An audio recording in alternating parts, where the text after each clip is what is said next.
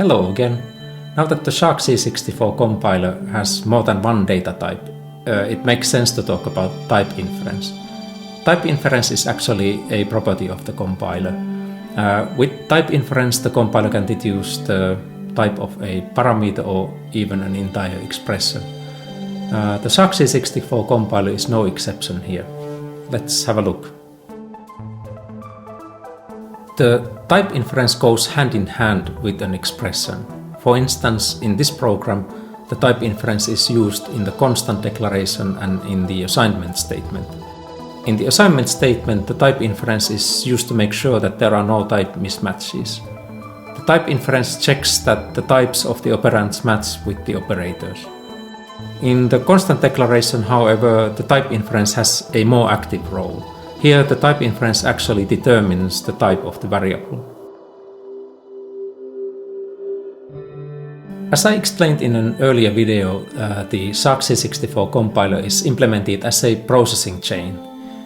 In that chain, the type inference is used only by the binder. Consider the following expression. It is first tokenized by the lexer. The tokens are then given to the parser that constructs a syntax tree. The syntax tree is then given to the binder. The binder then uses the type inference as the very first step. The type inference starts from the bottom of the syntax tree. In the syntax tree, the leaves are always operands. They may be literals, constants, or variables. As for constants and variables, their types are known and fixed. Literals, on the other hand, may belong to several data types.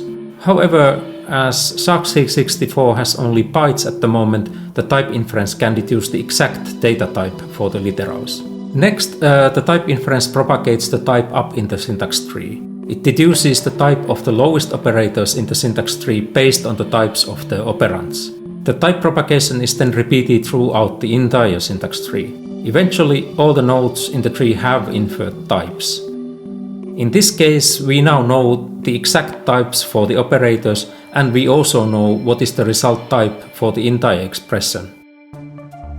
The type inference can also detect type mismatches. Consider, for instance, a syntax tree like this. When the type inference is applied, it runs into a problem.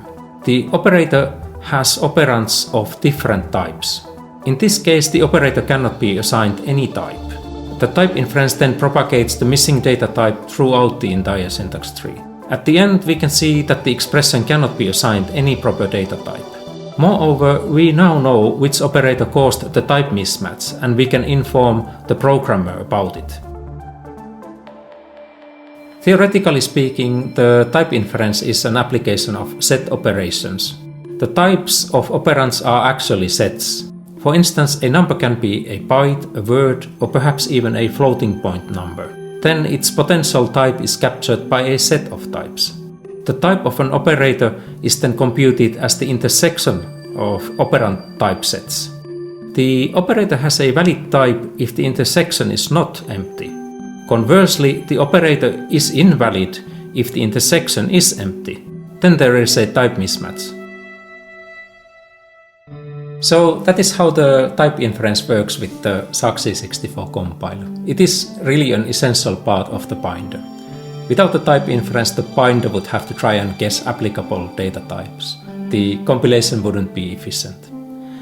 So, I'll keep on working with the sharkC64 compiler. Thanks for stopping by and see you soon.